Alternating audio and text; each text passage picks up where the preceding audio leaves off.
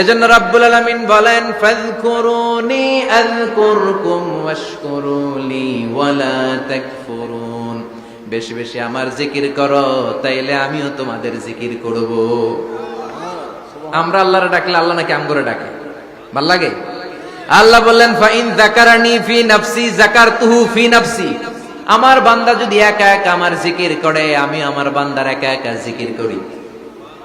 আমার বান্দা যদি মহাসম্মেলনে মহাসমাবেশে সবাইরে নিয়ে আমারে ডাকে, আমি এর চাইতো শ্রেষ্ঠ একটা মহাসম্মেলন ফেরেশতাদেরকে নিয়ে করে আমার বান্দার জিকির করি। আমার কোন বান্দা আমার দিকে যদি এক বিঘত এগিয়ে আসতে চায়, আমি আমার বান্দার দিকে এক হাত এগিয়ে যেতে চাই। আমার বান্দা যদি আমার দিকে এক হাত এগিয়ে আসে, আমি আমার বান্দার দিকে দুই হাত এগিয়ে যাই। ওয়া ইন আতানি ইয়ামশি আতাইতুহু হারওয়ালা। আমার বান্দা যদি আমার দিকে হেঁটে হেঁটে আসতে চায়, আমি আমার বান্দার কাছে দৌড়ে দৌড়ে যাই। কি আল্লাহ আমরা পাইছি, ডাকা মাত্রই তিনি সাড়া দেয়। চিল্লায় বলেন ঠিক কিনা? এজন্য সব সময় আল্লাহর জিকির দিয়ে হৃদয়টারে সিক্ত রাখার দরকার আছে না নাই?